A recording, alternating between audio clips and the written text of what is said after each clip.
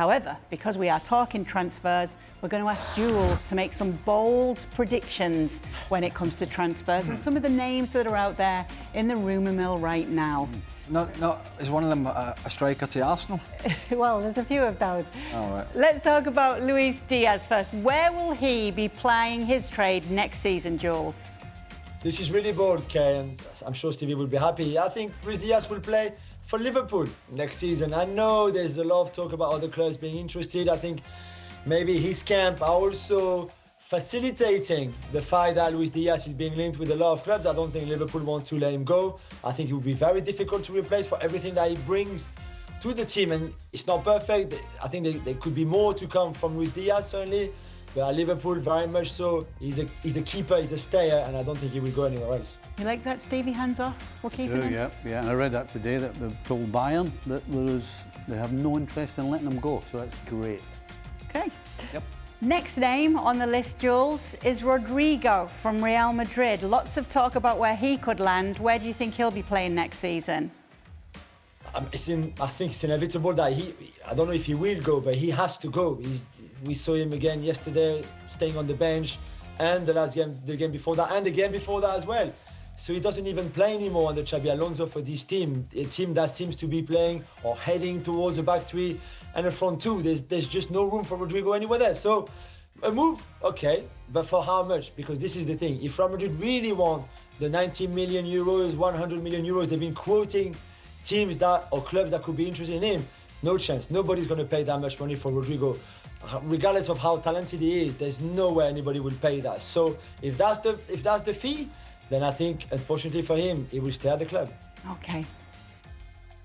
What? If someone were to meet the fee, though, Jules, then what? Where could it be? If he was to leave, then I think if you suddenly say, okay, 90 million, 100 million is too much. Let's go for something that is more realistic, like 60 million euros. I think a club like Bayern Munich, who are strongly looking for a left winger or player to play on that left-hand side. They wanted Nico Williams. They had a look at Luis Diaz. We said that Bradley Barcola at PSG as well. Then I think Rodrigo could be the guy. He wants to play on that left-hand side. He's good from that left-hand side. They need a left-hand side player. Then Rodrigo and Bayern could work, but only at the right price.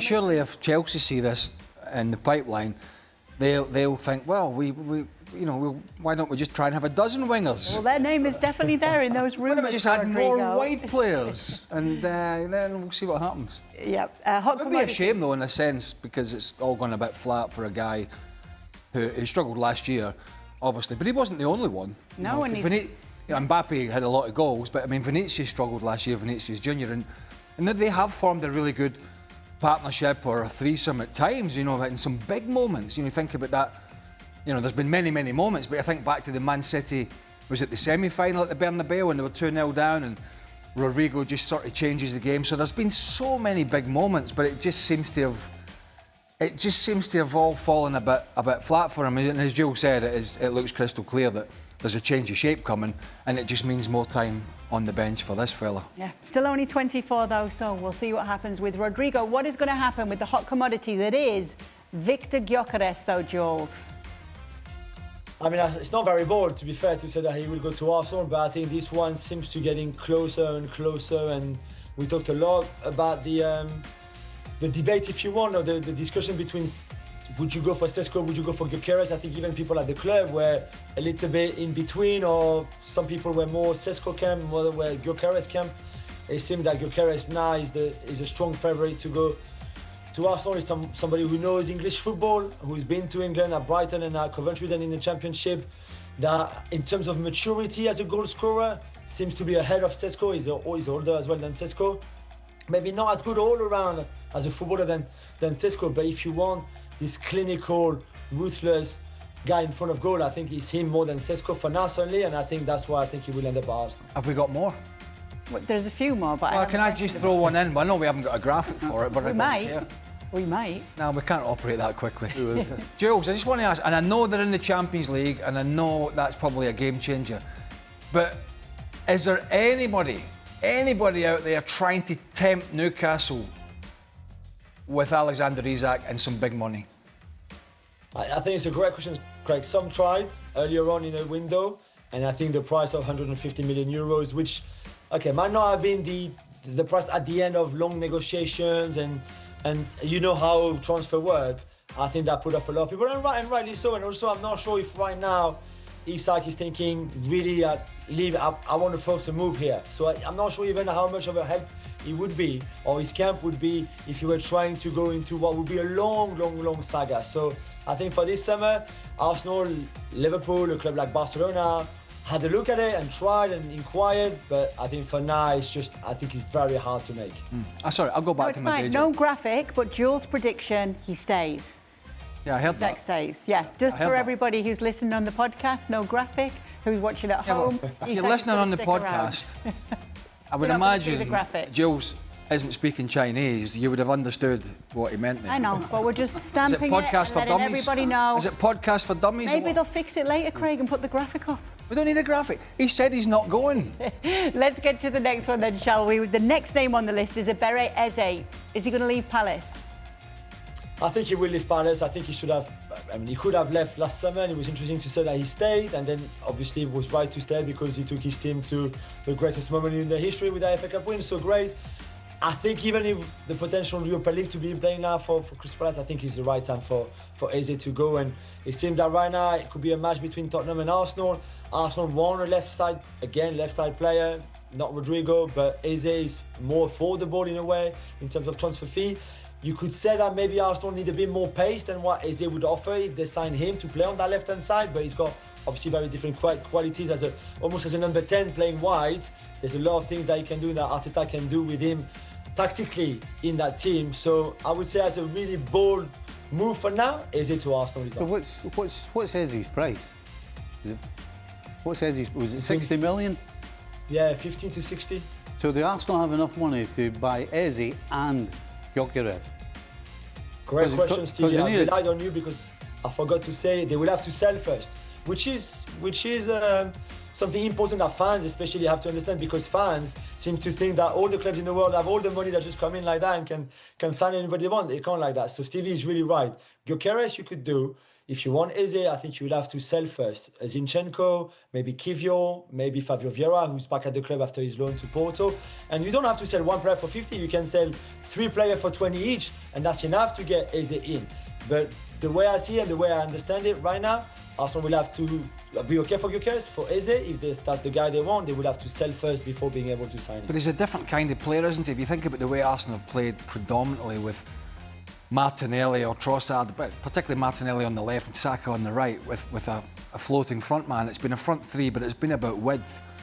And that width has allowed Martin Odegaard to go at times and find that space and dominate that little position.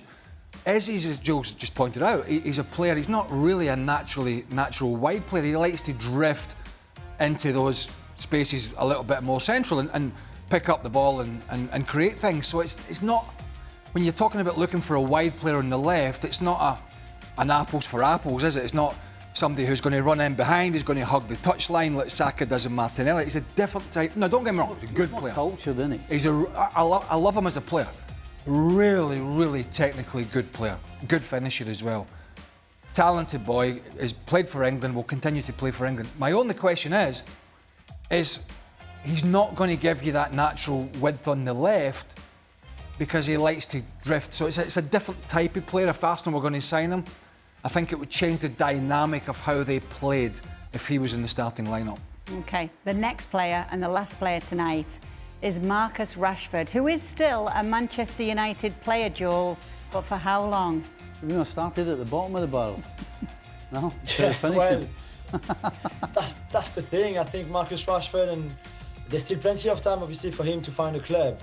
But the way I see it right now, the money he's earning or the wages that he's on, the money that Manchester United would want for him, although I think this is very much open to they want him out, so they could. I think you could negotiate a much lower fee than the £40 million, £45 million that they would like right now. Ideally, for Marcus Rashford, for me, he's going to stay at home. I can't see anybody right now taking a gamble on Marcus Rashford. And we saw some good things at Aston Villa. The loan worked at the beginning of it, but not through the duration of the loan. It didn't work out in the end, really. He missed the last few games through injury. Even before that, it was not as good as the way he started. So I'm not sure who would go. I think his camp is trying everything to find him a club everywhere in Europe. But right now, I'm more, but maybe it's just me being a bit pessimistic, and I really hope for him that he finds somewhere where he's happy and can relaunch his career. But right now, from what I know and what I'm hearing and from the situation and all those numbers and figures that I mentioned, I'm not sure there's a way out for him right now from Manchester United. So is he back in there? Yeah. As he walks him back into Carrington, hey, hello everybody, Ruben Amorim, he put the old handshake, the old, you know what I mean? Because there's clearly a lot of animosity there. The words that were exchanged, particularly coming from the manager and Rashford by his actions, I don't see any way of any reconciliation. So what do? You bring him back in, he's on a fortune. There doesn't seem to be an easy avenue out for him. Does he go with the kids? Does he go with the reserves? Is he isolated? Is he just told to stay at home? I mean, how do you handle this? Because Ruben Amorim's already under a lot of pressure because they were so bad last year, right? I mean, they could easily have just told him to walk in the summer. So he can't afford to start this season as a continuation of last. What was it? They beat at one point. They'd only beat teams in the bottom three. I mean, that's how bad they were. So if you have a festering Marcus Rashford in there, what the hell do you do? Well, the question I was going to ask you was, the only way to resolve this is if Rashford chaps on the manager's door and grovels and apologises and does and says everything to get another chance. Because otherwise, it's what you're talking about. The resis, the kids, just completely out it. Because the manager is not going to be the one that puts the olive branch out. 100%. But even with that, though, could you see a way back for him if Marcus Rashford were to do that?